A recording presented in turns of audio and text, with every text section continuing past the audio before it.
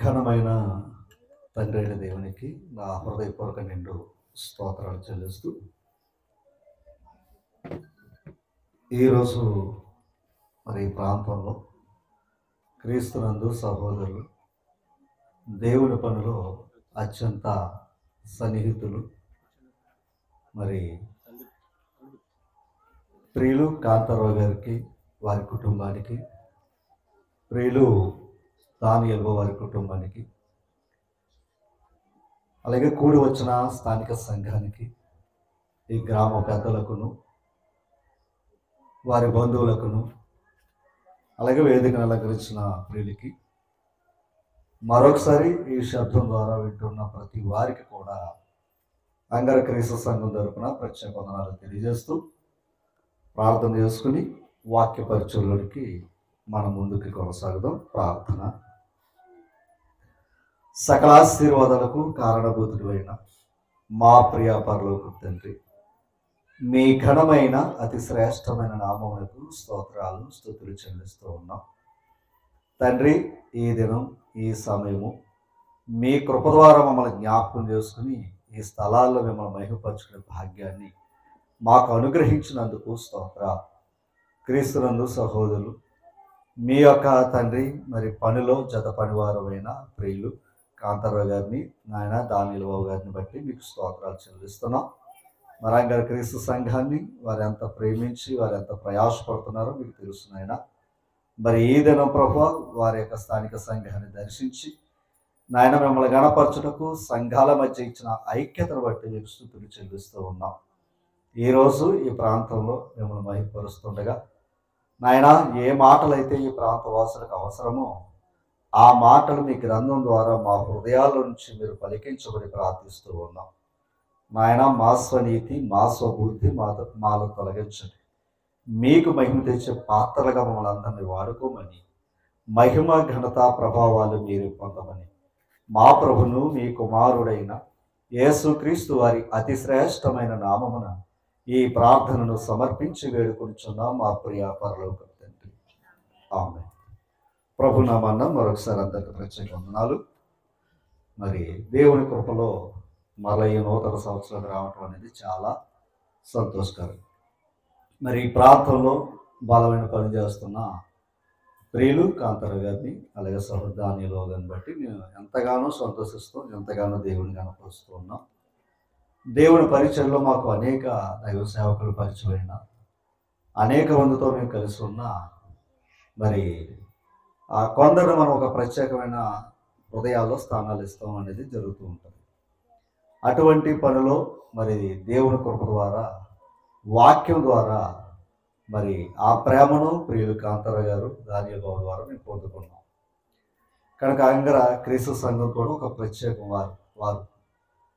అయితే ఈ మాట ఎందుకు చెప్తున్నాను అంటే, ఈరోజు ఈ మాటలు వినడానికి మీరు ఆయా ప్రాంతాల నుంచి ప్రయాసపడి వచ్చారు.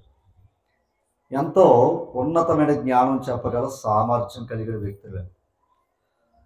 అలాంటి జ్ఞానం కలిగిన వ్యక్తులు కూడా ఈరోజు ఎక్కడైనా దేవుని యొక్క వాక్యము సత్య సంబంధంగా ఎక్కడైనా ప్రకటించబడుతుందంటే, ఒక చిన్న బిడ్డ వెళ్ళి వాక్యాన్ని ఎలా నేర్చుకుంటాడో అలా నేర్చుకునే స్వభావం కలిగిన వ్యక్తులు ఇద్దరు కూడా. ఒక ప్రక్క మీ కళ్ళ ముందే తెలుసు, ఎంతో కష్టపడుతూ ఉన్నారు.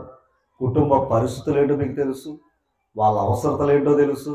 అయినా మరి కష్టపడుతూ మరలా దేవుని మాటలు అని వినటానికి, నేర్చుకోవటానికి, వారి విశ్వాసాన్ని బలపరచడానికి, మిమ్మల్ని బలపరచటానికి మరి వారు ఎంతగానో మరి ప్రత్యేకించుకున్నారు వాళ్ళు. అందుకని నాకు వారి ఇరువురు అంటే ఒక ప్రత్యేకమైన అభిమానం. ఎందుకంటే చెబితేనే రోజు ఇక్కడికి వస్తాను అనేవారు ఉన్నారు తప్ప, బాబు మీటింగ్ జరుగుతుందో వచ్చి వాక్యం విను అంటే ఎవరు కూడా వచ్చే సేవకులు అయితే లేదు. ఎందుకంటే మీ అందరూ తెలిసిందే. ఎందుకంటే సేవకుడు విన్నాడంటే చాలా లోపైపోతామని భయంతో రాలేని పరిస్థితులు ఉన్నాయి.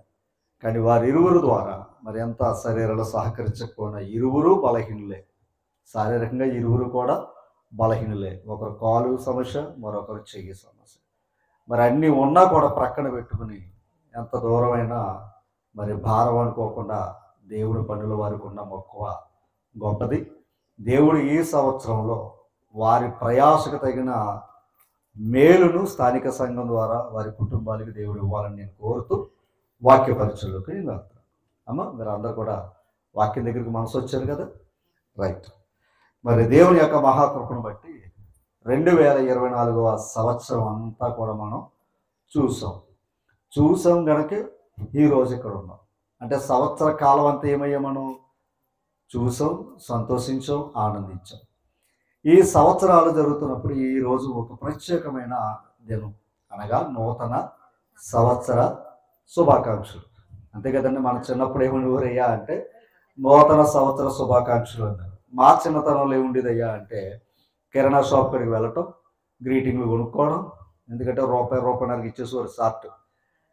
మళ్ళీ వీడియో కొనుక్కోవాలంటే పావలా, ఆ పావలా షార్ట్లు కొనుక్కుని మనకు ఎవరైతే ఫ్రెండ్స్ ఉన్నారో, స్నేహితులు ఉన్నారో, అది నిజంగా అక్షరాలు రాకపోయినా ఏదోటి నూతన సంవత్సర శుభాకాంక్షలు పెట్టేసి, ఒక ఎల్ఈడికి రాకపోతే మరొకటి దాంట్లో కాపీ చేసేసి, ఓకేనా, గుడ్ బై ఏమో పాత సంవత్సరం, వెల్కమ్ ఏమో ఈ సంవత్సరం అని మన స్నేహితుడు ఎక్కడున్నా సరే వారి దగ్గరికి వెళ్ళి ఆ ప్రేమను వ్యక్తపరుచుకుంటూ ఉన్నాం.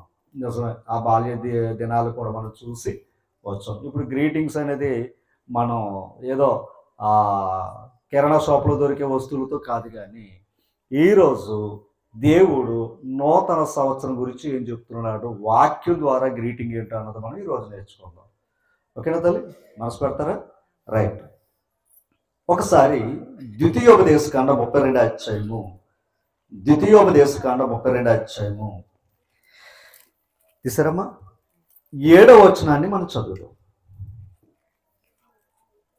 7వ వచనం, పూర్వదినములను, అది కావాలి మనకి అమ్మా, మనకు భవిష్యత్తు దినాలు కాదు మనకు కావాల్సింది.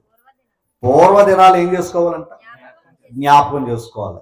మరొక మాట ఎవరో వేరేగా భావించద్దు. నిన్నటి దినం మా ప్రాంతాల్లో, ఆంధ్ర ప్రాంతాల్లో చక్కగా సాయంకాలం అంతా కూడా దేవుడి నామాన్ని ఏం చేసుకున్నాం, గణపరుచుకున్నాం. మా కార్యక్రమం ఈ టైం 3 అయింది, అందరు పడుకున్నాం.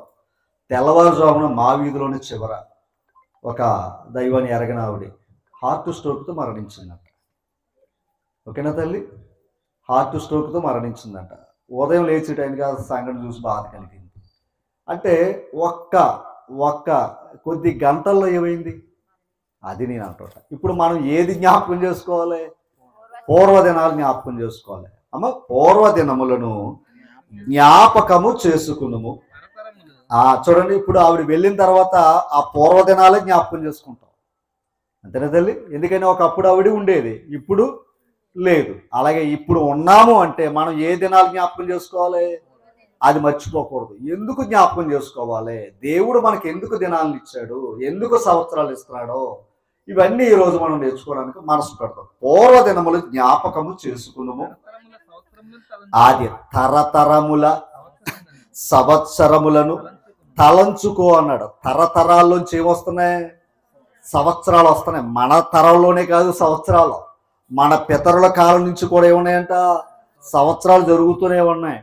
అందుకే 2024 ఈ 2024 సంవత్సరాలు వచ్చాయా అంటే తరతరాల్లోంచి కూడా సంవత్సరాలు ఏమవుతున్నాయి, జరుగుతూనే ఉన్నాయి. వాటిని తలంచుకో అన్నాడు ఆయన, వాటిని తలంచుకో అన్నాడు. తర్వాత మాట చదువుదమ్మా, నీ తండ్రిని అడుగుము. అది అంటే ఈ తరాలు, మన తరంలో పెద్ద ఆయన ఎవరో మన తండ్రి, ఆయనకంటే పెద్ద ఎవరో తాతయ్య. ఇప్పుడు ఆయన ఏమన్నాడంటే దైవానికి కాదురా బాబు ముందు, ఓకేనా, నీ తండ్రిని అడుగు అంటున్నాడు ఆయన. నీ తండ్రిని అడుగుము, అతడు నీకు తెలుపును. నీ పెద్దలను అడుగుము, వారు నీతో చెప్తారు. ఆలోచన చేయాలి. నీ పెద్దలను అడుగు, వారు నీతో తెలుపుతారు.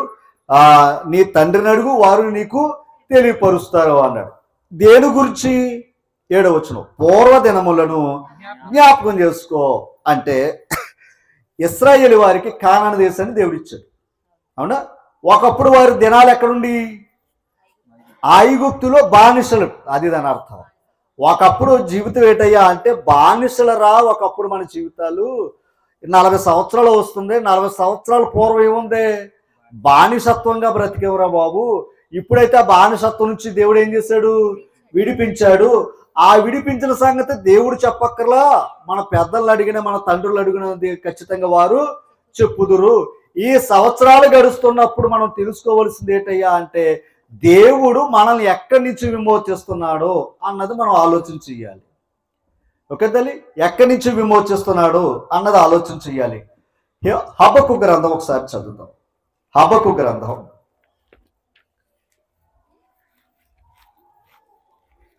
హబక్కు గ్రంథంలో ఒక మాట మనం చూద్దాం. 771 పేజీ, 771 పేజీ తీసారమ్మా. చదువుదాం ఒకసారి చూడండి. 3వ అధ్యాయము 2వ వచనాన్ని చదువుదాం.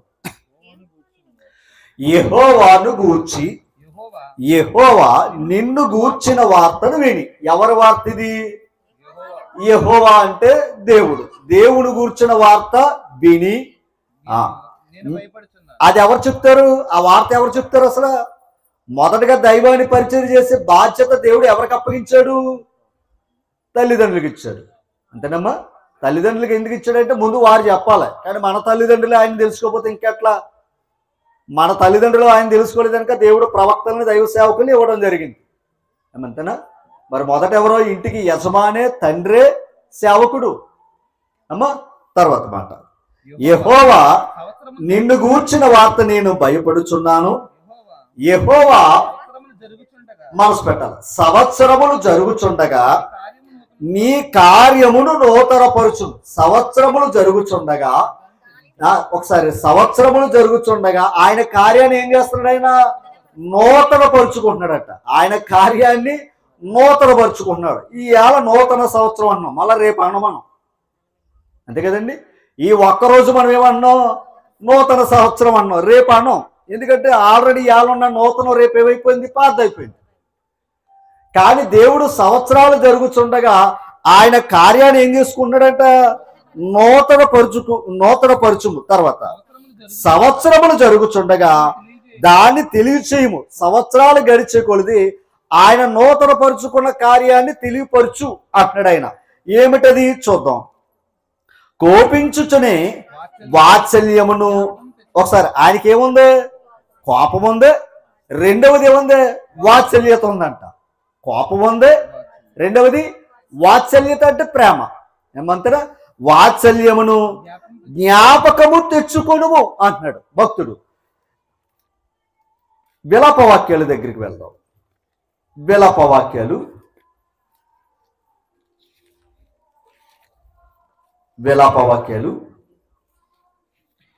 683 పేజీ తీసినమా. 683 పేజీ. విలాపవాక్యాలు 3వ అధ్యాయము 18వ వచనాన్ని చదువుదాం. నాకు బలము ఉడిగెను అనుకుంటుని, యెహోవా యందు నాకిక ఆశ. అంటే దేవుణ్ణి కూడా అడిగే ఆశ కూడా లేదు, అవకాశం కూడా లేదంట. డాక్టర్లు అంటారు కదా, చివరి టైంలో ఏమంటారు? బ్రతకాలని ఆశ ఉన్న డాక్టర్లు ఏమంటారు? నువ్వు ఆశపడినా కూడా దానికి అవకాశం లేదు. అంటే ఇక్కడున్న పరిస్థితి ఏంటయ్యా అంటే దేవుని అడిగే ఆశ కూడా వీళ్ళకి లేదంట. ఎవరికే? అక్కడున్న ప్రజలకే అమ్మా ఆశ లేదంట. దాని గురించి ఆయన బాధపడుతున్నాడు. ఎవరో? ఆ భక్తులు. 22వ వచనం చూడండి అమ్మా. యెహోవా అది దేవుడు ఎవరండి? దేవుడు కృపగలవాడు. ఆయన వాత్సల్యత ఎడతెగక. అది ఇందాక చదువుకోను. కోపించుచునే వాత్సల్యమును కనపరుచుకో అన్నాడా లేదా? అంటే ఆయనకు కోపం ఉంది, రెండవది వాత్సల్యం ఉంది. అంటే ప్రేమ ఉంది, కోపం ఉంది ఆయన దగ్గర. ఇంతకు కోపం ఎందుకయ్యా అంటే నువ్వు మంచి చేస్తే కోపపడ్డాయన, ఆయన చెప్పింది చేయకపోతే కోపం వస్తుంది. ఓకేనా? వాత్సల్యత ఉందంట. ఎలా ఉంది వాత్సల్యత? ఇక్కడ చెప్తున్నాడు. ఎడతెగక. అర్థమైందండి? ఎడతెగక ఎవరిదే? ఆయనది. దేవుని యొక్క వాత్సల్యత ఎలా ఉందో తెలుసండి? ఎడతెగక. తర్వాత గనుక అదనమాట. ఇప్పుడు ఆయన వాత్సల్యత వల్ల మనం ఏమవ్వకుండా కాపాడుతున్నాడు. లేకపోతే ఎప్పుడో నిర్మూలం అయిపోవాలి అమ్మా. తర్వాత ఈ మాట చూడాలి. 23 అనుదినము నూతనముగా వాత్సల్యము పుట్టుచున్నది. అది అనుదినం ఆయనకి ఏం కలుగుతుంది? అది నేను ఈ ఆల నూతన సంవత్సరం అనుకుంటున్నాం మనం, అందుకు నూతన బట్టలు వేసుకున్నాం, అంతేనండి. కానీ మహాదేవునికి ఏముందో తెలుసండి? అనుదినము ఏముంది? నూతన వాత్సల్యం ఉంది కనుక ఇంకా బ్రతికి ఇక్కడ భూమి మీద ఉన్నాం. మనం సంవత్సరానికి ఒకసారి ఏమనుకున్నామంటే సంవత్సరానికి ఒక దినమే నూతన సంవత్సరం అనుకుంటున్నాం. సంవత్సరానికి ఒక దినమే నూతన సంతోషం అనుకుంటున్నాం. మహాదేవుడికి ఏముందో తెలుసా?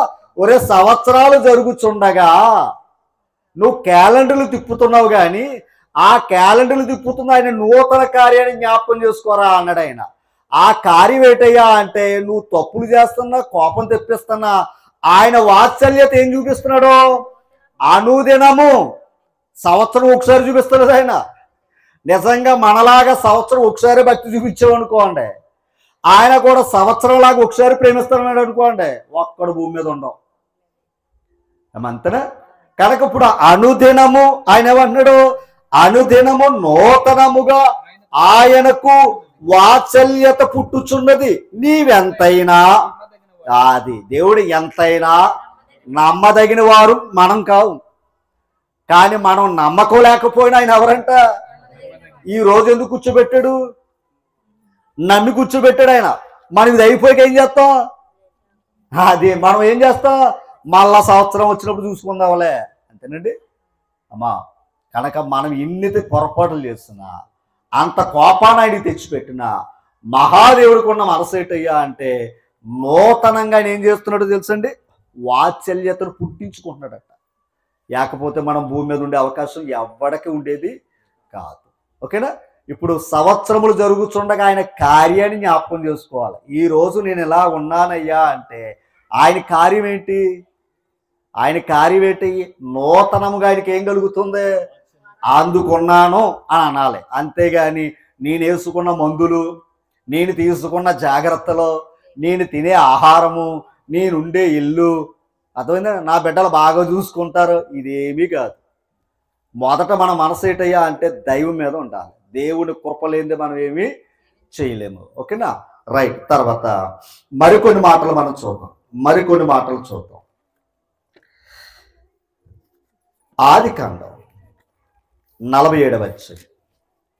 ఆదికాండం 47వ అధ్యాయం తీసారమ్మా? 9వ వచనం, 41వ పేజ్. యాకోబు అంటే తెలుసు కదా, అబ్రహాం గారు మనవడు, ఇస్సాకు గారు కుమారుడు. ఎవరైనా దేవుని భక్తుడు. ఆయన అంటున్నాడు చూడండి ఏ మాట? నేను యాత్ర చేసిన సంవత్సరములు. అది అంటే ఆయన యాత్ర చేసిన సంవత్సరములు అంటే భూమి మీద మన సంవత్సరాలన్నీ ఏంటో చెప్పండి? యాత్ర. అర్థమైంది తల్లి? యాత్ర. మన సంవత్సరాలన్నీ కూడా ఏంటయ్యా అంటే యాత్ర చేయడానికి వచ్చామంట. ఈ యాత్రలు ఎన్నో పొరపాటు చేస్తూనే ఉంటున్నాం మనం. ఈ సంవత్సర కాలంలో ఏం చేస్తూ ఉన్నాం? పొరపాటు చేస్తూనే ఉన్నాం తల్లి. తర్వాత మాట, నేను జీవించిన సంవత్సరములు కొంచెముగాను దుఃఖ సహితముగాను ఉన్నాయి. అంటే బ్రతికి దినాలన్నీ ఎలాగున్నాయంటే పాపం ఆయనకి బాధాకరమే. ఇప్పుడు చెప్పండి, ఎవరైనా సరే గుండెల మీద చేసుకుని ఇంకా మొన్న 2024లో అసలు ఎటువంటి అసలు బాధ లేదన్న వాళ్ళు ఒక్కరు చూపించండి, అందరూ బాధపడేవారే. ఎందుకంటే ఈ లోకం మనకు నివాస యోగ్యమైనది. అది యాత్ర వచ్చి వెళ్ళిపోవాలంతే. ఇది సొంత దేశం మాత్రం కాదు. తర్వాత అది అంటే వారి పితరులు కూడా ఏం చేశారంట? అది చెప్పారనమాట పెద్దలకి. ఓరు బాబు, సంవత్సరాలు గడిచినా మనం ఈ లోకానికి వచ్చి యాత్ర చేసి వెళ్ళిపోవడం తప్ప ఇది స్థిరమైన లోకం కాదు. అంటే మన బ్రతుకులలో ఈ కాలాలు దినాలని దేవుడు ఎందుకు ఇచ్చాడయ్యా అంటే ఒకటే, ఇన్ని సంవత్సరాల కాలంలో నువ్వు ఈ లోకంలో యాత్ర చేస్తున్నావు అన్న సంగతి జ్ఞాపకం చేసుకోవాలి. అంతేనండి. యాత్ర చేసి ఎక్కడికి వెళ్ళాలి? మళ్ళా యాత్ర చేసి ఎక్కడికి వెళ్ళాలి? నువ్వు ఎక్కడి నుంచి అయితే యాత్ర మొదలెట్టావో మరలా అక్కడికి వెళ్ళాలి. అంతేనండి. నేను ఎక్కడి నుంచి వచ్చానో మళ్ళీ అక్కడికి ఏమవ్వాలి? తిరిగి వెళ్ళాలి. అంతేనా? కానీ యాత్రలు ఎక్కడ దుక్కుడికి వెళ్ళిపోవాలనుకోండి, అదనమాట అండి, గమ్యానికి చేరుకునే అవకాశం లేదు. కానీ మనుషులు ఎలా ఉన్నారయ్యా అంటే లోకసువార్త చూద్దాం. లోకసువార్త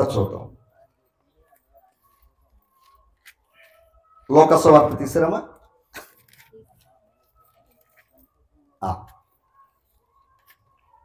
లోకసువార్త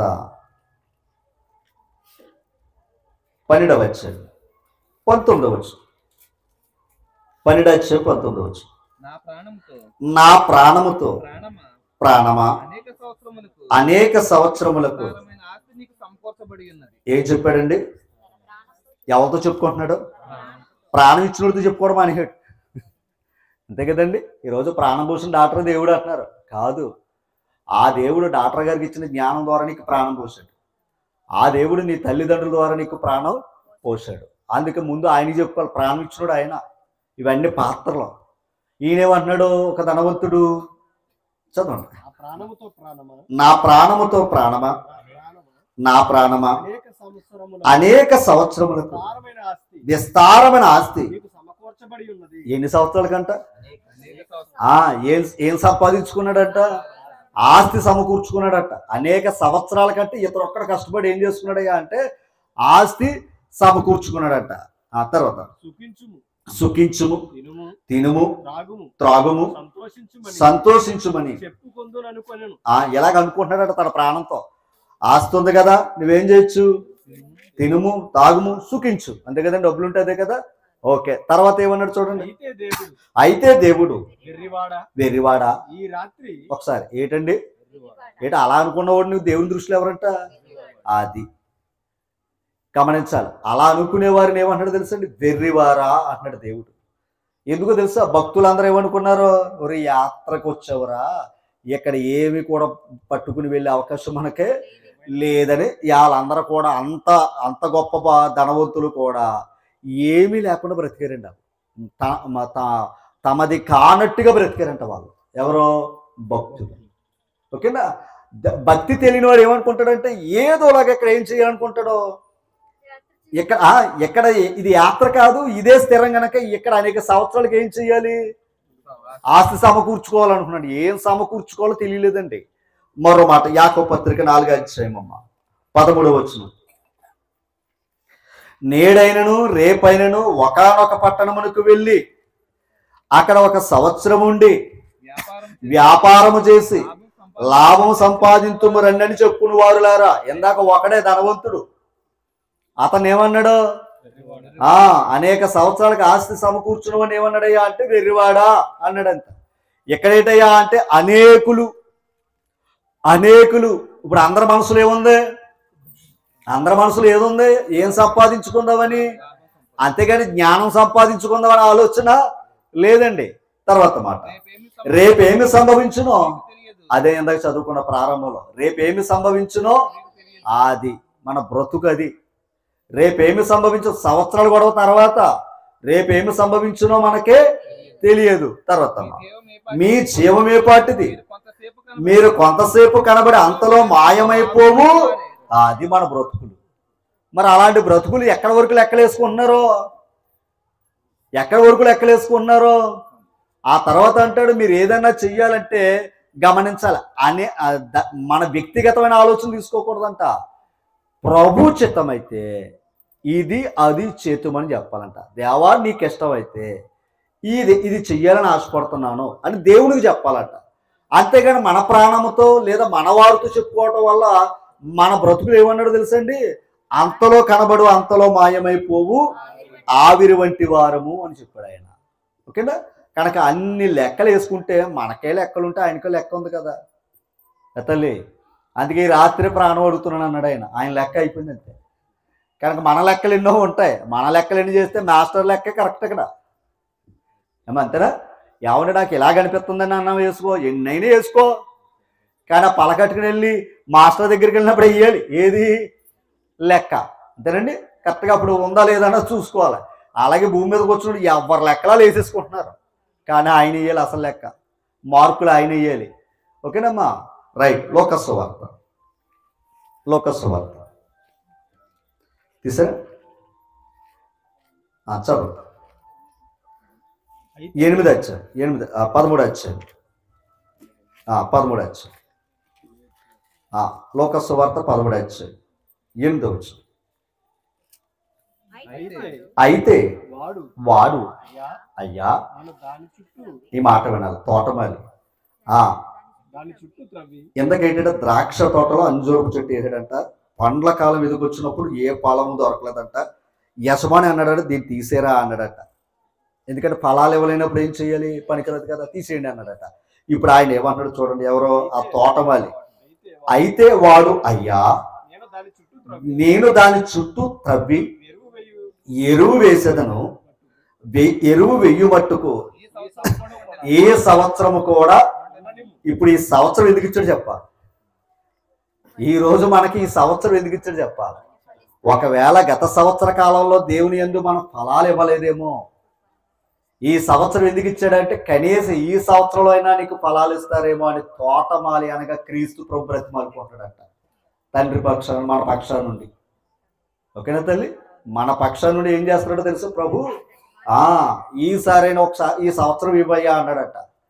ఈ సంవత్సరం అడిగాడంట. ఎవరో? అదనమాట, గమనించాలి. ఆ కార్యం అడుగుతున్నాడట.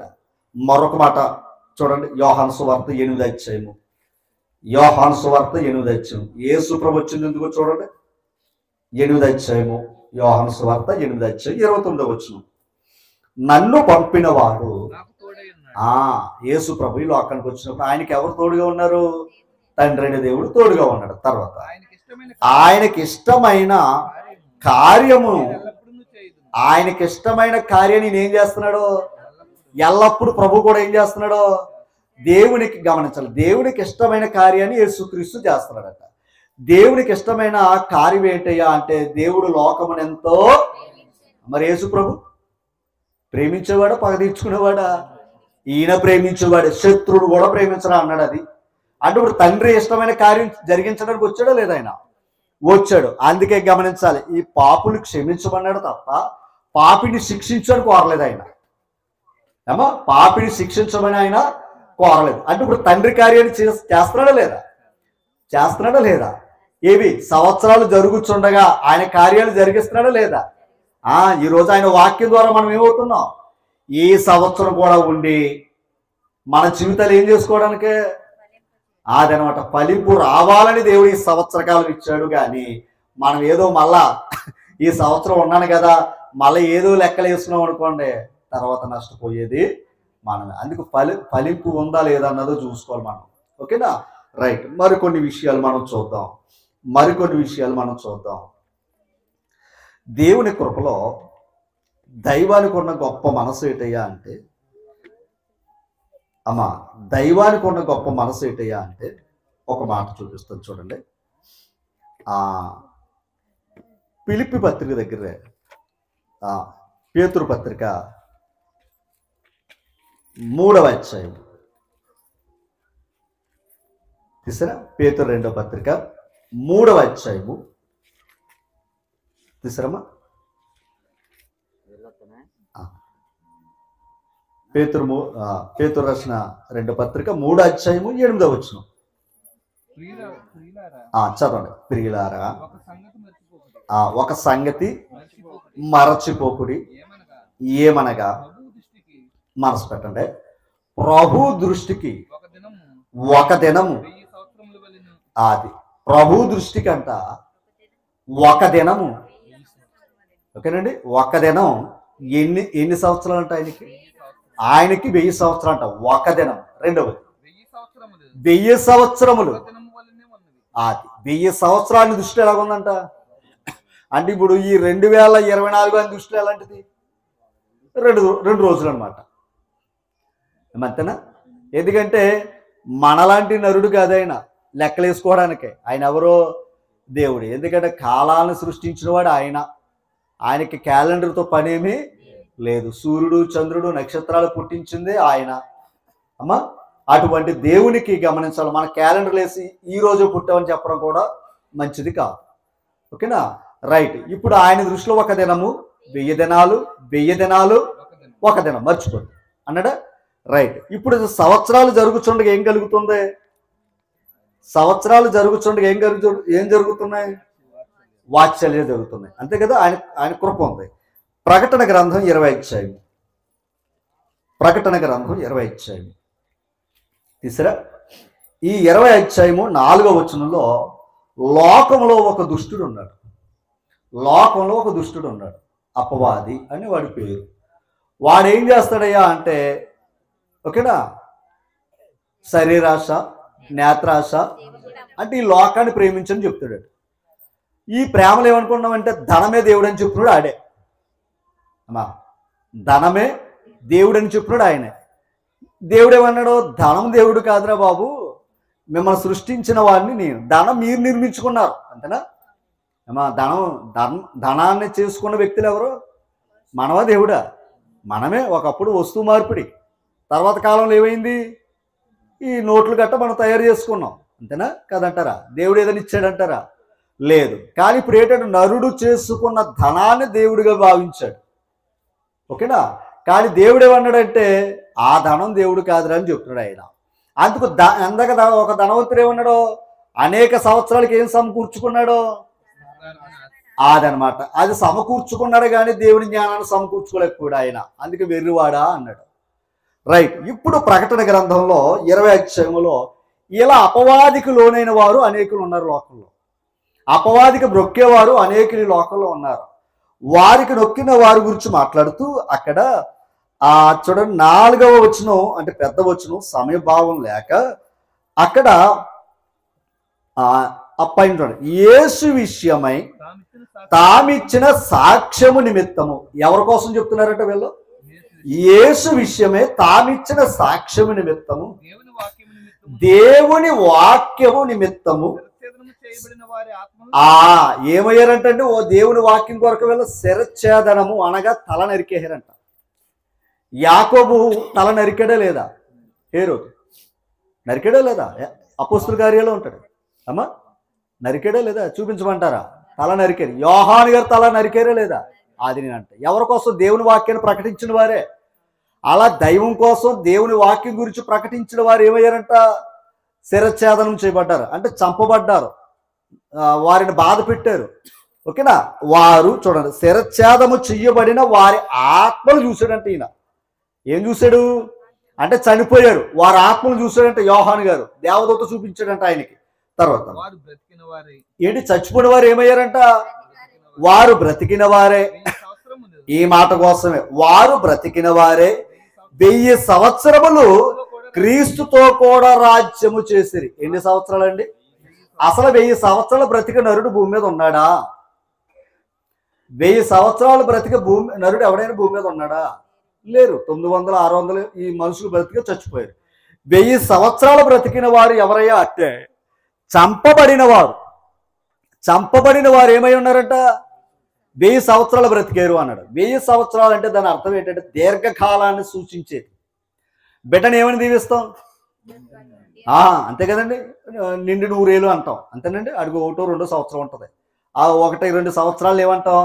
1000 ఏళ్ళు చల్లగా ఉండరాని కూడా అంటాం, ఇంకా ప్రేమ ఎక్కువైపోతే.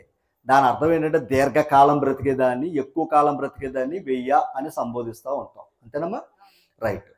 ఇంకొక మాట, అంటే కొన్ని విషయాలు అర్థం చేసుకోవడం చెప్తున్నాను. నాస్తులు చిల్లి గవ్వ కూడా ఇవ్వను అనేవారు ఒకప్పుడు. నాస్తులు దాని అర్థం ఏంటి మరి? ఆ చిల్లి గవ్వ ఏంటి? నాణాలు రాకమునుపు, ఈ కాసులు రాకమునుపు ఆ గవ్వే ఒక ధనంగా ఉండేది. ఓకేనా? ఆనాటి కాలంలో వస్తువులే. ఓకేనా? చిల్లి గవ్వ కూడా ఇవ్వనంటే దాని అర్థం ఇంట్లో వస్తువు కూడా నీకు ఇవ్వను. వస్తువు మార్పిడే కదండి. ఇప్పుడైతే ఏమంటావు? ₹1 అది అనమాట. ఇది మనకు తెలిసిన భాష. భవిష్యత్ కాలంలో రూపాయలు కూడా తెలదలకి ₹100 కూడా ఇవ్వని అంటాం అప్పుడు. అంటే కాలాన్ని బట్టి ఏమవుతున్నాయి అది నేను అంటట. ఓకేనా? అలాగే ఇక్కడ 1000 సంవత్సరాలు అనే మాటకు అర్థం ఏంటంటే దేవునితో ఉండే కాలం గురించి మాట్లాడాడు ఆయన. లోకంలో ఉండే కాలం ఏంటి? ఇప్పుడు 1000 సంవత్సరాల బ్రతికిన ఆయన దృష్టికి ఏమన్నాడు? ఒక దినం అన్నాడు ఆయన. దేవునితో ఉన్నవారు ఏంటో తెలుసండి? దేవునితో ఉన్నవారు ఏమన్నారు తెలుసండి? 1000 సంవత్సరాలు ఆయనతో ఉన్నారు అన్నాడు.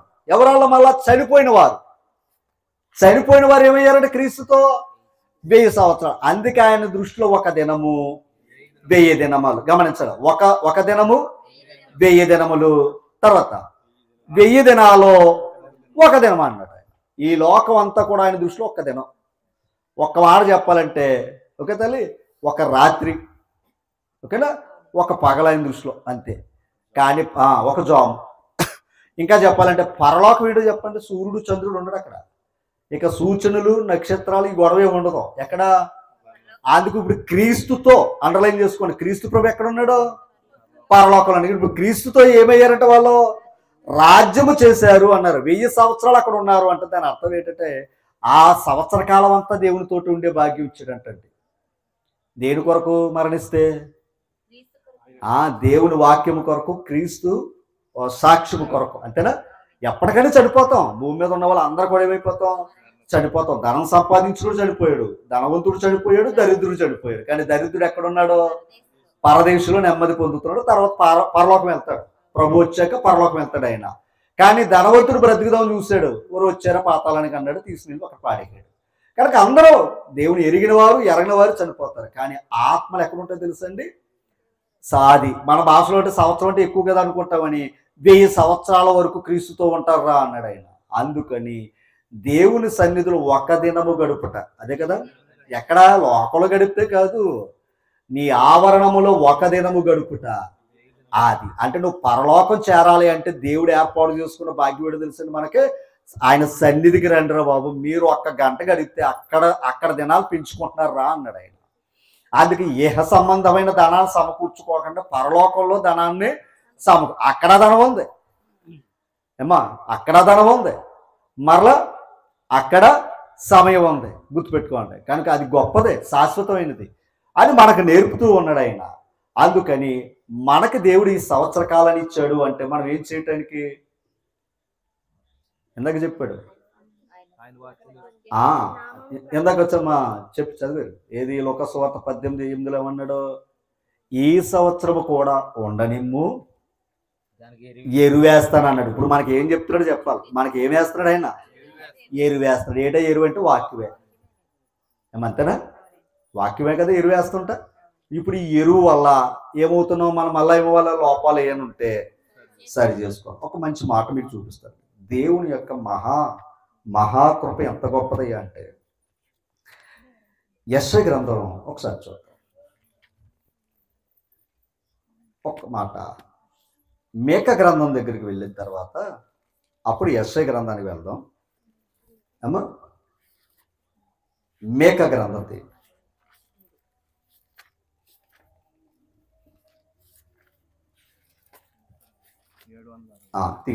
Page number teesra. మేక గ్రంథం 6వ అధ్యాయం 13వ వచనం చదవండి. కాబట్టి నీవు బాగుపడకుండా నేను నీ పాపములు బట్టి నిన్ను పాడు చేసి మొత్తుతును. ఓకేనండి. మన జీవితాల్లో బాగుపడకుండా ఆటంకపరిచేది ఏదన్నా ఉంది అంటే మన పాపాలు. మన పాపాలు చేస్తే మనం ఎలా బాగుపడతాం? అమ్మా, తీవ్ర జ్వరంతో ఉన్నాను, మంచి భోజనం పెట్టారు, అప్పుడు ఎలాగుంటుంది? అది చేదైపోద్దండి. అంతే కదా. బాగా వండినా కూడా చేదుగా ఉంటుంది, పూర్తిగా తినే అవకాశం లేదు. ఇప్పుడు రోగం తగ్గితే పెరిగడం కూడా గొప్పగా ఉంటుంది. ఓకేనా తల్లి? ఇప్పుడు మనం బాగుపడాలి అంటే మనలో ఉన్న సమస్య ఏంటి? పాపాలు. అంతేనండి. పాపం ఏంటి అంటే ఆయన మాట వినకపోవటమే పాపం. ఏమ్మా, ఆజ్ఞాతిక్రమమే పాపం. ఆ తర్వాత మాట చదువుదాం. నీవు భోజనము చేసినను, అవునంటారు కదంటారా?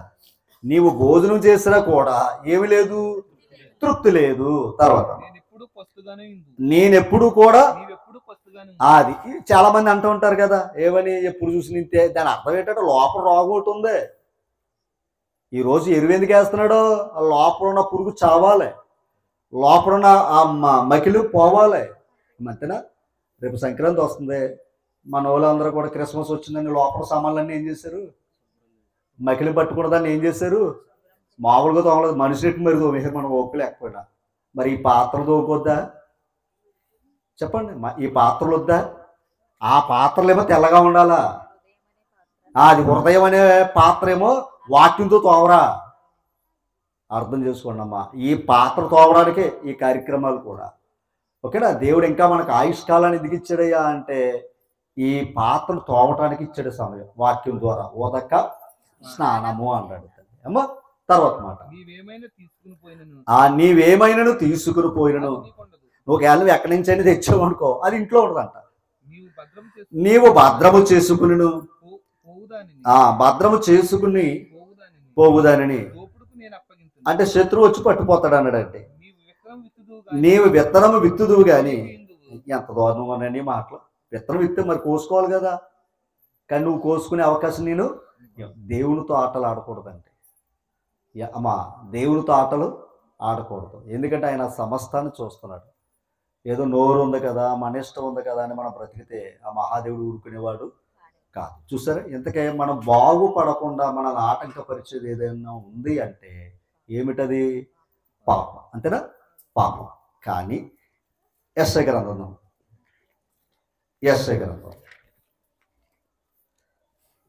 61 అధ్యాయం 4వ వచనం నుంచి చదువుదాం. చాలా కాలము నుండి పాడుగానున్న స్థలములను, ఇప్పుడు ఎప్పుడైనా ఒక స్థలం పాడైపోయింది అనుకోండి, మనం ఏం చేస్తాం? మళ్ళా కడతాం, దాన్ని అలా వదిలేస్తామా? స్థలాన్నే పోగొట్టుకోకుండా పాడైపోయిందని కూడా ఏం చేస్తాం మనం? మళ్ళా కట్టుకుంటే అది ఏమైపోద్ది? కొత్తది అయిపోద్ది. ఎప్పుడు కట్టారండి అంటారు. మళ్ళా కట్టబడిన దానికి కూడా స్థలానికి పేరు వస్తుంది. అమ్మా, ఒకప్పుడు పాడైపోయిన స్థలంలోకి ఏమొస్తాయి? పాములు గట్ట వస్తాయి. అదే కట్టడ జరిగితే ప్రజలందరూ అక్కడ ఉంటారు. బలి కట్టారు రా బాబు అని ఆ ఇంట్లోకి వెళ్తారు. అంతేనా? అవునా? తర్వాత మాట, పూర్వమున పాడైన స్థలములను కట్టుదురు, పాడైన పట్టణములను. అంటే మనం ఏం చేస్తున్నాం చెప్పాలి. పడిపోయిందని ఏం చేస్తున్నాం? తిరిగి ఏం చేసుకుంటున్నాం? నూతనంగా ఏం చేసుకుంటున్నాం కాదా? కేవలం స్థలం, ఇల్లు పడిపోతేనే మరలా తిరిగి కట్టుకోవడానికి మనసు ఉందే? నీ జీవితం పాపంలో పడిపోయినప్పుడు మరలా తిరిగి కట్టుకునే అవకాశం లేదా తల్లి? చెప్పండి, కట్టుకునే అవకాశం ఉందా లేదా? ఉంది. ఒక ఇల్లు పడిపోతుంది, దాన్ని కట్టుకునే మనసు మనలో ఉంటే కదా దాని మీద శ్రద్ధ ఎట్టుకున్నాం. అలా ఉంటే ఏమైపోద్ది? ఇంకా పాడైపోద్దనే కదా. ఇప్పుడు స్థలం గొప్పదా లేదా ఇల్లు గొప్పదా? నువ్వు గొప్ప దేవునికి. అలాగే దేవుడు నీకు ఇచ్చి ఎందుకేమన్నాడు? పాపంతో నువ్వు పడిపోయేవారు అన్నాడా? పడిపోయిన జీవితాన్ని కూడా ఆయన ఏం చేస్తున్నాడు? తిరిగి కట్టుకునే అవకాశాన్ని ఇస్తున్నాడండి. అది ఈ సంవత్సర కాలం మనకి ఇచ్చిన భాగ్యం. ఈ సంవత్సర కాలం ఏంటంటే పడిపోయిన జీవితం. ఓకేనా? ఇంకా చెప్పలేడు, దూరం అయిపోయిన జీవితం. మహాదేవుడు మీరే పాడైపోయిన స్థలాలు మీరు కట్టుకుంటున్నారు కదరా, మిమ్మల్ని కూడా నేను ఏం చేస్తున్నాను? ఆయన కడతనండి రా బాబు అంటున్నాడు ఆయన. కానీ మన స్థలాల మీద ఉన్న ప్రేమ మన మీద మనకే లేదు. అంతే కదా తల్లి? మన మీద మనకైనా ఉంటే ఖచ్చితంగా మన జీవితాలు ఏం చేసుకుంటాం? బాగు చేసుకోవడానికి ప్రయత్నాలు చేస్తాం. ఒక్కసారి మరలా అవచ్చును చదవండి అమ్మా. పాడైన పట్టణములను నూతనముగా స్థాపించు, తరతరముల నుండి శిథిలమై ఉన్న పురములను, ఆ తరతరాల నుంచి పాడైపోయిన పురాలను ఏం చేస్తున్నారు? రాజుల కాలంలో కట్టబడిన ఇల్లులు ఏమైపోయి పాడైపోయి ఉన్నాయి. ఇప్పుడు మరలా ఏం చేసుకుంటున్నారు? తిరిగి కట్టుకుంటున్నారు. మనుషులు చేస్తున్నారు లేదా? ఇంక ఇది పాడైపోయింది ఇంతే, ఇంక అక్కలకి అన్న వాళ్ళు ఎవరైనా ఉన్నారా? ఖచ్చితంగా ఏం చేస్తారో? మళ్ళీ ఖర్చు పెట్టి దాన్ని మళ్ళీ తిరిగి కట్టుకుంటున్నారు. అంతేనా? అలాగే ఒకసారి 107వ కీర్తన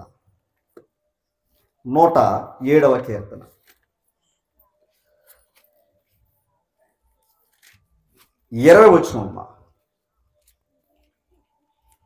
20 వచనం.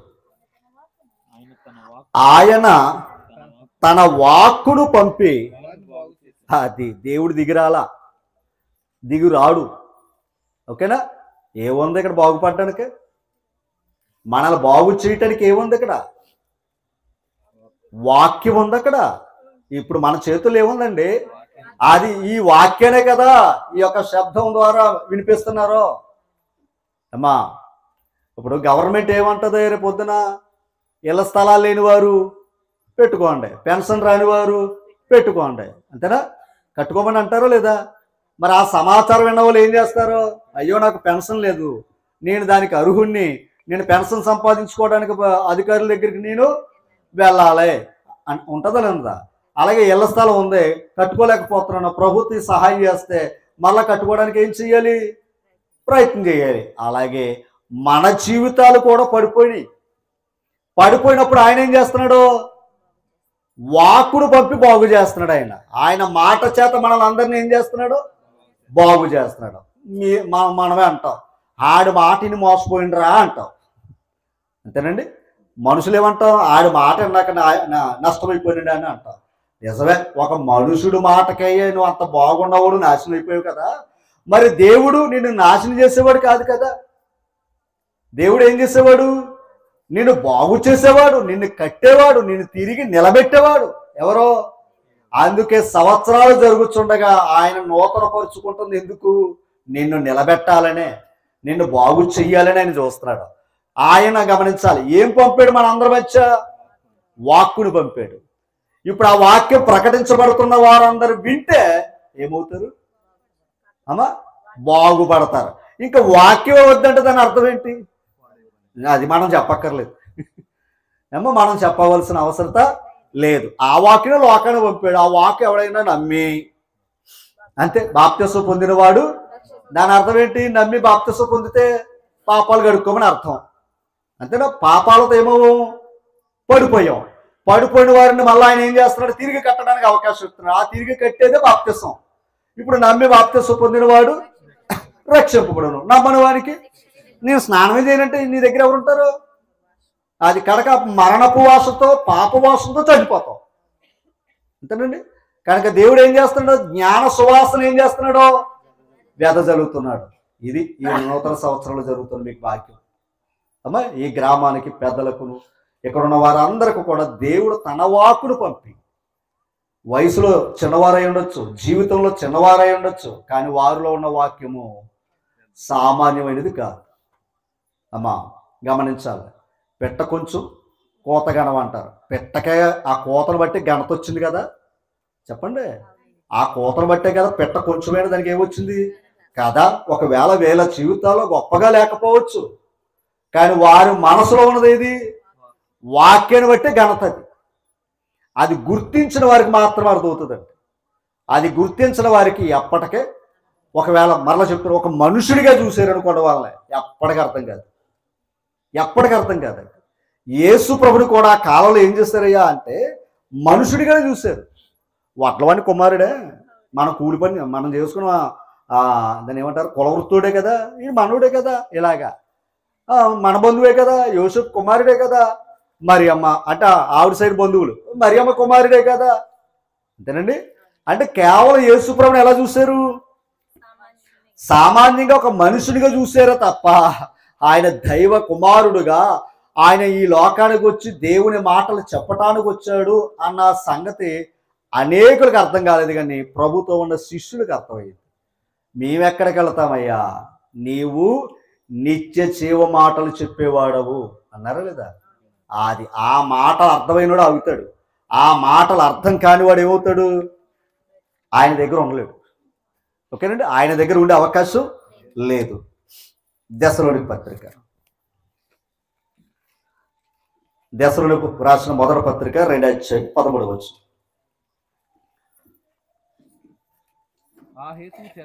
ఆ హేతువు చేతను మీరు దేవుని గూర్చిన వర్తమాన వాక్యము మా వలన అంగీకరించడు. ఒకసారి ఇప్పుడు వాక్యం మేము ప్రకటిస్తున్నాం. ఎవరి ద్వారా వింటున్నారు మీరు? మా ద్వారా. అంతేనది. మీకు కనపడుతుంది ఎవరో? దేవుడు కాదే. ఎవరో? మనుషులు. మేము. మా ద్వారా మీరు వినినప్పుడు వాక్యం వల్ల అంగీకరించినప్పుడు అది నిజమైన భక్తి. అది అది మనుషుల వాక్యమని ఎంచక అది నిజముగా ఉన్నట్టు దేవుని వాక్యము అని దాన్ని అంగీకరించారు. ప్రకటించేది మనుషులే. ఓకేనా? ప్రకటించేది మనుషులే. కానీ వినేవారు కొందరు ఏమనుకున్నారంటే వారు ప్రకటించేది మనుషులైనా ప్రకటించేదేది దేవుని వాక్యం. దేవుని వాక్యాన్ని బోధిస్తున్నారు తప్ప మనుషుల వాక్యం కాదు అనుకున్నారట. అలా అనుకున్న వారు చూద్దాం కింద. గనుక మేమును మానక దేవునికి కృతజ్ఞతాస్తుతులు. ఎందుకంటే అలా అంగీకరించేవారు లేరు. అలా అంగీకరించేవారు ఉన్నారు కనుక వారు ఏం చేశారయ్యా అంటే దేవుడికి ఏం చెల్లించారు? ఈ రోజు పెట్టుకున్న కార్యక్రమం అదే. ఈ నూతన సంవత్సరం మీ కార్యక్రమం ఏంటి? కృతజ్ఞతా కూడిక కదా. అది ఎందుకంటే విన్నారు గనక, దేవుడి వాక్యం విన్నవారు ఉన్నారు గనక కృతజ్ఞతా కూడిక. తర్వాత మాట ఆ వాక్యమే విశ్వాసులైన మీలో, అదనమాట, ఆ వాక్యమే మీలో విశ్వాసులైన మీరు. అంటే వాక్యం మిమ్మల్ని ఏం చేసింది? విశ్వాసులు చేసింది. మా విశ్వాసులు కాదు, వాక్యానికి విశ్వాసులు చేసింది. అంతేనా? వాక్యానికి విశ్వాసులు చేసింది. ఇప్పుడు వాక్యానికి విశ్వాసులు చేసిన మిమ్మల్ని చూడండి, ఆ వాక్యమే విశ్వాసులైన మీరు ఇప్పుడు మీలోనే కార్యసిద్ధి కలుగు చేస్తుంది. అంటే మీరు అనుకునే కార్యం జరగాలంటే ఏదవ్వాలి? మీలో విశ్వాసం ఉండదు, మాలో కాదండి. ప్రభు ఏమన్నాడు? అమ్మా, నీ విశ్వాసమే నిన్ను స్వస్థపరుస్తుంది అన్నాడు తప్ప నా విశ్వాసం నిన్ను స్వస్థపరుస్తుంది అని అనలేదు. అంతేనా? కానీ ఈ రోజు ఎలాగుందయ్యా అంటే భక్తులు, సేవకులు భక్తులు అయిపోయారు తప్ప వాక్యానికి భక్తులు కాలేదు. అందుకే మీరు ఎవరు విశ్వాసులయ్యా అంటే మేము పల్లా ఎవరికోకండి పల్లవారి విశ్వాసులు అంటున్నారు. అంటే వాక్యానికి ఏం కాదని అంటే ఇప్పుడు అందుకే వారిలో ఏం లేదు, విశ్వాసం లేదు, దేవుడికి ఇష్టమైనది కార్యం చేయలేకపోతున్నారు. అపోస్తుల కార్యాలు అపోస్తుల కార్యాలు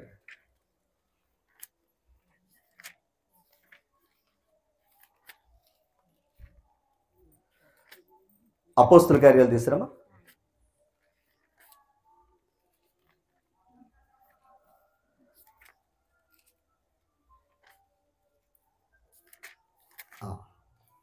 పదహారు అధ్యాయం 13వ విశ్రాంతి దినమున గవిని దాటి నది తీరమున ప్రార్థన జరుగుననుకుని అక్కడికి వచ్చి కూర్చుండి. ఒకసారి ఆనాడు మీటింగ్లు ఎక్కడుండి? ఎవరింటికాడ పెట్టుకోవడానికి అవకాశాలు లేవు. నది తీరమునంటే ఊరి చివర, అమ్మా, ఊరి చివర. ఎందుకంటే ఆ రోజునాడు ప్రభుని అంగీకరించేవారు బహు తక్కువ.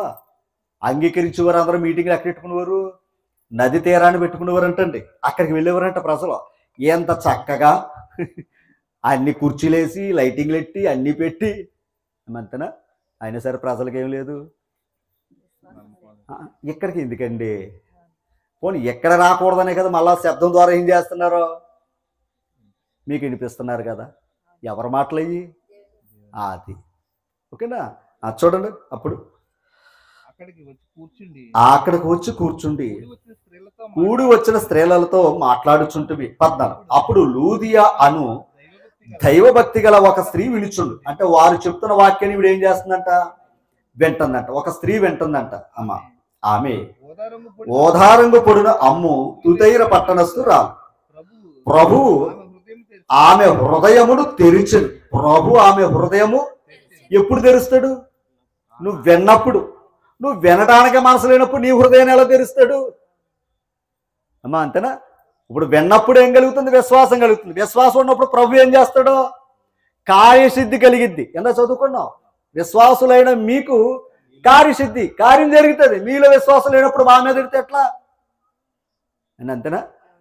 అమ్మా, డాక్టర్ గారు కూడా ఆపరేషన్ చేయాలంటే ఏమంటారో తెలుసా? తట్టుకునే శక్తి ఉందో లేదో చూస్తాడు ముందు.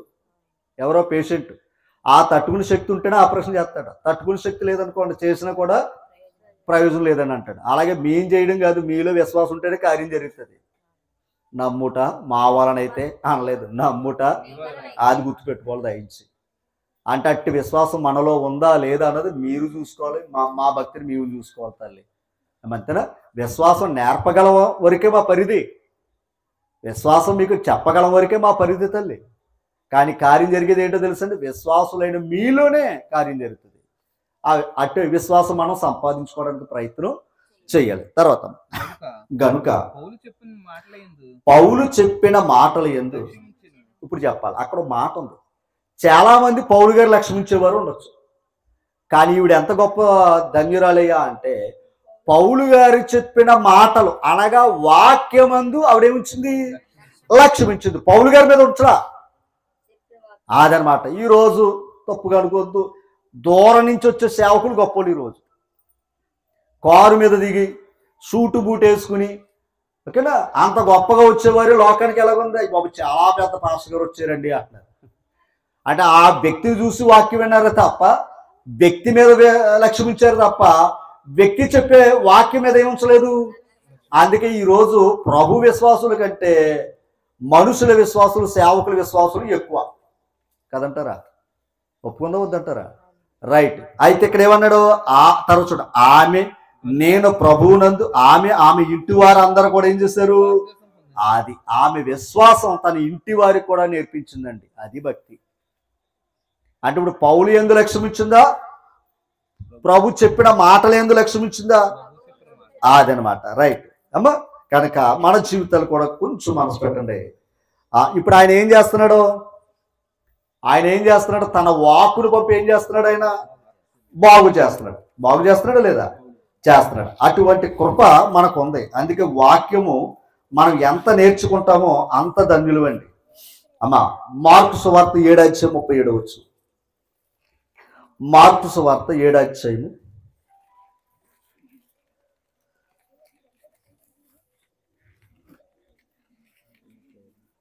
7:37. ఈయన ఎవరు? యేసుక్రీస్తు. ఈయన సమస్తమును, అది యేసుప్రభు ఏం చేయడానికి వచ్చాడంట? సమస్తాన్ని ఏం చేయడానికి వచ్చాడు? ఎందుకు? ఆయన వాక్కు కాబట్టి. ఏమా, ఆయనే వాక్కు కాబట్టి. 143వ కీర్తన, 147వ కీర్తన తీసారమ్మా. 147వ కీర్తన 3వ వచనం అమ్మా. 3వ వచనం. ఆ గుండె చెదరిన వారిని, అది గుండె చెదరిన వారిని ఏం చేస్తాడంట? మన ఇంట్లో వాళ్ళు బాగు చేస్తారా? అసలు గుండె ఎందుకు పాడైపోయింది? అది మనవారు మనల్ని పాడు చేసేలే తప్ప మనవారు ఎవరు కూడా మనల్ని ఏం చేయరు. అది కానీ మహాదేవుడు ఏంటంటే, నీ జీవితంలో నిన్ను ఎవరు పాడు చేసినా మహానుభావుడు ఏం చేస్తాడో తెలుసా? బాగు చేసి దేవుని దగ్గర ఉన్నావంటే, బాగు చేసి వాక్యం దగ్గర ఉన్నావు. నేను బాగు చేయటానికే తప్ప ఆయన కృప నేను పాడు చేయటానికి రాలేదు. ఓకేనా? హోషే గ్రంథం 6:1. హోషే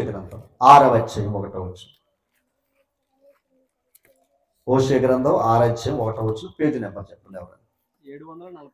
747 పేజీ. చదవండి. మొదటి వచ్చి, మనము యెహోవా యొద్దకు, అది మన మనసులో ఏముండాలి? మనం ఎవరి దగ్గరికి మరలాలి? అది ఎందుకంటే లోకం వైపు మరలేమనుకోండి మనకు మేలు ఉండదు. ఈరోజు ఈ మాటలు ఏమి నేర్పుతున్నాయా అంటే, దేవుని వైపుకి మరులుదము రండి. ఏమా, దేవుని వైపుకి తిరగాలి మనం. తర్వాత ఆయన మనల్ని చీల్చివేసను, అదేనండి. ఆయన ఏం చేస్తున్నాడంట? చీల్చేస్తాడంట. తర్వాత మరలా ఏం చేస్తున్నాడు ఆయన? ఎందుకని? రోగం మనలో ఉంది. డాక్టర్ గారు ఏం చేస్తాడు? ముందు కోస్తాడు, తర్వాత దాన్ని ఆ చెడు తీసేస్తాడు, తర్వాత కుట్లేసి దాన్ని ఏం చేస్తాడో కొడతాడు. అంతేనా? దేవుడు కూడా అదే. ఒకవేళ మనలో ఏదన్నా ఉందనుకోండి, ఆయన ఏం చేస్తాడో తెలుసండి? ఆయనే మనల్ని ఏం చేస్తాడో తెలుసండి? చీల్చివేసేదను, ఆయనే మనల్ని స్వస్థపరచుదును, ఆయనే మనల్ని కొట్టెను, ఆయనే మనల్ని బాగు చేయడు. మరలా చెప్పాలి, ఆయనే మనల్ని ఏం చేస్తాడంట? ఎంత భాగ్యం అంటే ఆయన కొట్టింది మనం నాశనం అయిపోవాలని కాదండి, బాగు చేయటానికి. ఆయన దెబ్బలు కూడా ఏంటి? ఏంటమ్మా? ఆయన దెబ్బలు కూడా బాగు చేయటానికే తప్ప నాశనం చేసేవి కాదు. ఓకేనా? యెషయా గ్రంథం 38. అమ్మా, ఈ ఒక్క మాట నేను చెప్పి ముగిస్తాను. యెషయా గ్రంథం 38 15 వచనం చదువుదామా. 15. నేనేమందును, ఆయన నాకు మాట ఇచ్చాడు. ఎవరో మరి ఇంచేపు ఎవరు మాటలయ్యి?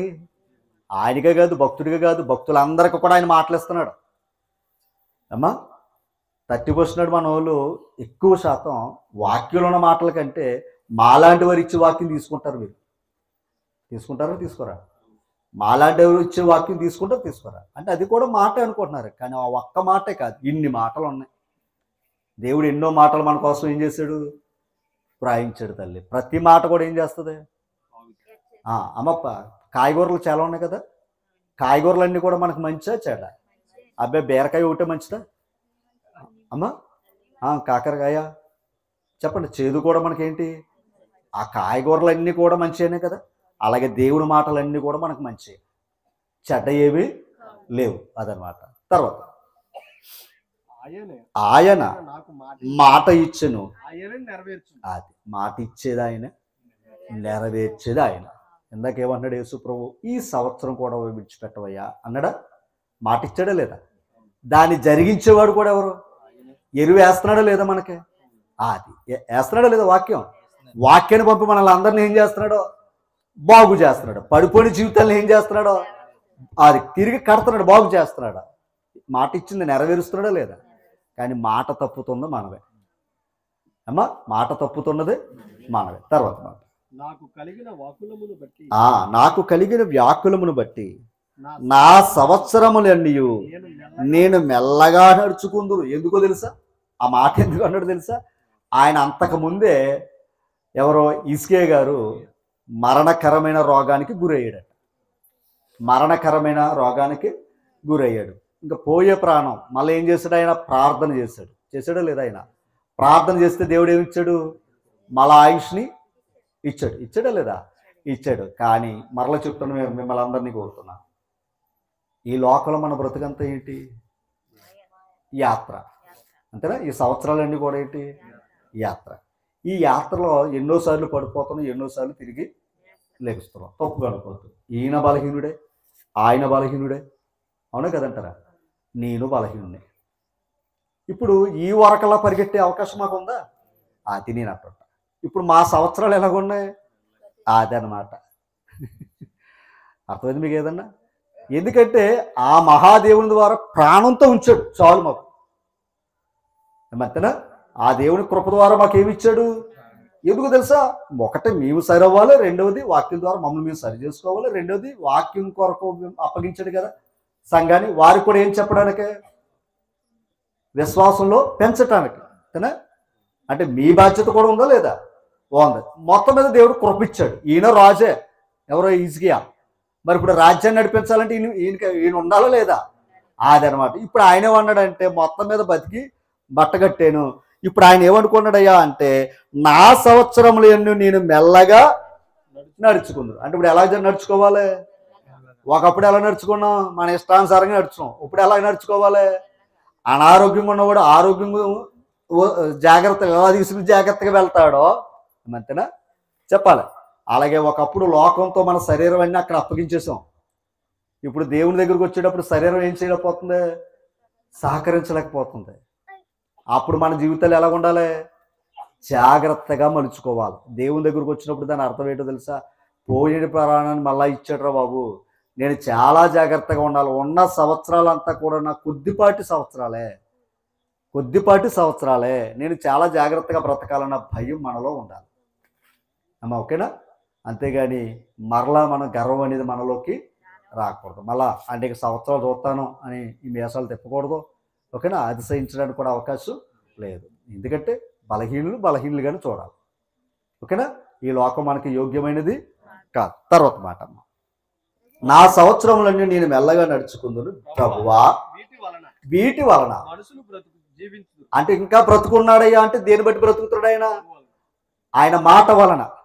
అంతేనండి. ప్రభు ఇచ్చిన మాట వలన ఏమవుతున్నాడు? హిజ్కియా బ్రతుకుతున్నాడని చెప్తాడు. నేనే కాదు, ప్రజలు కూడా, మనుషులు కూడా జీవించుతున్నారు. అవునా? తర్వాత వీటి వలనే, అంటే మనుషులు జీవిస్తున్నారు, నా ఆత్మ కూడా జీవిస్తుంది. ఎవరి మాటల వలన? ప్రభు మాటల వలన. తర్వాత నీవు నన్ను బాగు చెయ్యుదువు. అది నీవు నన్ను బాగు చెయ్యదు. బాగు చేసాడా లేదా ఆయన? మరలా బాగు చేసి ఏం చేస్తున్నాడు? ఆ జీవితాన్ని ఇచ్చాడు. మా డాక్టర్ గారు బాగు చేశాడు, అనారోగ్యం తీసాడు. తర్వాత ఏం కావాలి మనకి? జీవితం కావాలి. ఈ రెండు ఇచ్చేది ఎవరు? దేవుడు. బాగు చేసే దేవుడే తప్ప పాడు చేసే దేవుడు కాదు. అందుకే గమనించాలి, ఎంత మనం పడిపోయిన మహాదేవునికి ఉన్న కృప. రెండవది వాత్సల్యత. అనుదినం ఏమవుతుందంటే ఆయనకి నూతనంగా పుట్టుతుంది కనుక ఇంకా మనం అందరూ కూడా ఇలా నిలబడి ఉన్నాం.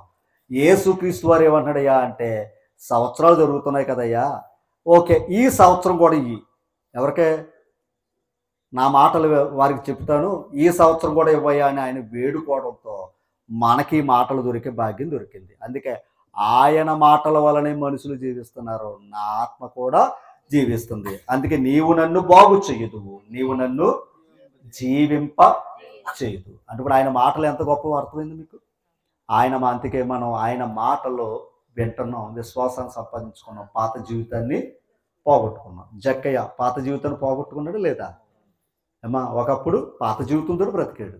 తర్వాత ప్రభు మాటలు విన్న తర్వాత నేను అన్యాయంగా సంపాదించిన దాన్ని 4 గంటలు ఇచ్చి మరలా నేను జమ చేసేస్తాను, పేదలకు సగం ఆస్తిని ఇస్తానన్నాడు లేదా? అంటే జీవితం మార్చుకున్నాడు లేదా? అది ఒకప్పుడు లోకంలో గొప్పవాడు, కానీ దేవుని దగ్గర గొప్పవాడు కాదు. కానీ దేవుని మాట అతను ఏం చేసింది? బాగు చేసింది. అటువంటి బాగు చేసే వాక్యాన్ని దేవుడు ఈ నూతన సంవత్సరం మనందరికి ఉచితంగా ఇచ్చాడు. ఏమంతేనా? అందరికి ఉచితంగా ఇచ్చాడు బాగు చేసే మాటలు. ఓకేనా? ఆ మాటలని చూడండి తప్ప వ్యక్తులు చూడొద్దు. వాక్యాన్ని గౌరవించండి, వాక్యం చెప్పే వారిని కూడా ప్రేమించండి. ఓకే తల్లి, నిజంగా వారి ప్రయాస గొప్పది. మరి ఇక్కడ ఎన్ని ఇబ్బందులు ఉన్నా మరి దేవుని కొరకు, ముఖ్యంగా సత్యం కొరకు, వాక్యం కొరకు ఏనాడు కూడా ఓకేనా ఆయనకి అవమానం తేకుండా ఉన్నది ఉన్నట్లే. ఎందుకంటే ఉన్నమాట అంటే ఊరికి అది ఎక్కడ ఉన్నదే. అలాగే ఇంకో వాక్యం దగ్గరికి వస్తే ఇంకా దూరం చేస్తారు. స్వయాన యూదులే యేసు ప్రభుని సిలువెక్కించారు. ఆయన చెప్తున్న మాటలు నచ్చక ఆయన్ని దూరపెట్టారు. కానీ ఆయన గమనించాలి, ఆయన అర్థమైన వారు ప్రభు చెప్పిన మాటలు అర్థమైన ఆ ప్రభు మాటల కోసం తమ జీవితాల్ని త్యాగం చేస్తారు. అది అర్థం చేసుకోవటంలో ఉంటుంది అమ్మా. కనుక నూతన సంవత్సరంలో కార్యాలు జరుగుతుండగా ఆయన కార్యం ఏంటయ్యా అంటే మనలను నూతన పరిచయమే తప్ప ఓకేనా పాడు చేసేవి కావు. అందుకు ఆయన సన్నిధిలో ఒక దినము గడుపుట, ఆ 1000 దినాలు బ్రతకాలనుకుంటే మన ఆత్మ ఆయన సన్నిధిలో ఒక దినం గడపడానికి ప్రయత్నం చేయండి. అందుకే ప్రతి ఆదివారం ప్రభు దినమున ప్రభు శరీరమును ప్రభు రక్తమును జ్ఞాపకం చేసుకున్నవాడు నిత్య జీవము. అంతే కదంటారా? నిత్య జీవము అంటే ప్రతి ప్రభు దినాన్ని మనం మర్చిపోతున్నాం అంటే 1000 సంవత్సరాల బ్రతికే దినం ఎలాగొస్తుంది మనకి చెప్పండి? అంతే కదా. ప్రభు దృష్టిలో ఒక దినము, అది ప్రభు దృష్టిలో దినం ఏంటి? ఆయన తిరిగి లేచిన దినమే కదా. మన దృష్టిలో దినాలు ఏంటి? మన అన్ని దినాలు మనయే. కానీ ఆ ఒక్క దినం కూడా మనం ప్రభుకి ఇవ్వలేని పరిస్థితిలో ఉన్నామేమో. ఆలోచన చేసుకుందాం, సరి చేసుకుందాం, దేవుని సన్నిధికి వెళ్దాం, నూతన స్వభావం కలిగి ఓకేనా దేవునికి ఇష్టలుగా బ్రతుకుదాం, లోపాలు సరి చేసుకుందాం. మరి ఎంతో ప్రయాసపడుతున్నా ప్రియులు మరి కాంతారావు గారిని బట్టి, అలాగే మరి సహోదరుడు దానియేలు బట్టి మేము ఎంతగానో ప్రభువుని బట్టి సంతోషిస్తాం, అతిశయిస్తాం. ఎందుకంటే దేవుడు మాకైతే అన్ని అవకాశాలు ఉన్నాయి, కానీ వారికి అవకాశాలు లేకపోయినా వారుకున్న పరిధిలోనే మరి ఎంతగానో ప్రయాసపడుతున్న వ్యక్తులు. దయించి వారి మెప్పు కోసం నేను చెప్తలేదు, వాక్యాన్ని బట్టి దైవ సన్నిధిలో నుంచి నేను మాట్లాడుతున్నాను. వారి ప్రయాసను అర్థం చేసుకోండి. వారు నిజంగా వాక్యం ద్వారా మిమ్మల్ని హెచ్చరించి అది మీ మేలు కోసమే తప్ప మరొకటి ఏమీ కాదు. దేవుని సన్నిధికి రమ్మంటున్నారు అంతే. తల్లి వారేమీ మరొకటి ఆశించే వ్యక్తులు కాదు, అది నాకు తెలుసు. ఎందుకంటే నిన్న మొన్న ప్రయాణం కాదు, ఇంచుమించు 10 సంవత్సరాల నుంచి 2024 ఓకేనా 2014 నుంచి వారికి మాకున్న పరిచయం. కనుక ఆ పరిచయంలో అప్పటి నుంచి ఇప్పుడు చూస్తూ ఉన్నాను. మనుషులు మారారు చాలామంది, కానీ వీళ్ళ మనసుల్లో మాత్రం దైవానికి ఏనాడు మార్పు రాలేదు. ఓకేనా? కనుక దయించి అర్థం చేసుకోవాలి. ఇటువంటి సత్య సంబంధమైన పనిలో అపవాది కూడా ఎలా పాడు చేయాలనే అనేక ప్రయత్నాలు చేస్తూనే ఉంటాడు. కనుక వాటికి లోపడకుండా వాక్యానికి లోపడి వాడిని ఎదిరించడానికి శక్తిని పొందుతాం. మరి ఆయా ప్రాంతాల నుంచి వచ్చిన మరి ఇక్కడ ఉన్న ప్రతి బిడలకును, మరి ఆయా స్థానిక సంఘాల్లో ఉన్న సహోదరులకును, మరి పెద్దలకును, అలాగే శబ్దం ద్వారా వింటున్న గ్రామ పెద్దలకును అందరికను, అలాగే వేదిక మీద ఉన్న దైవ సేవకులను, అలాగే పెద్దలకును కూడి వచ్చిన మీ అందరికీ కూడా అంగర క్రీస్తు సంఘం తరపున ప్రత్యేక వందనాలు, నూతన సంవత్సర శుభాకాంక్షలు. మళ్ళీ రేపు చెప్దామన్నా మాకు అవకాశం ఎవరు, మీరు రాదు. అందరికి వందనాలు. ఒకవేళ ఈ మాటలు ఎవరు నేను విమర్శిస్తే నన్ను క్షమించండి, వాస్తవం అయితే గుర్తించండి. అందరికి వందనాలు. Thank you.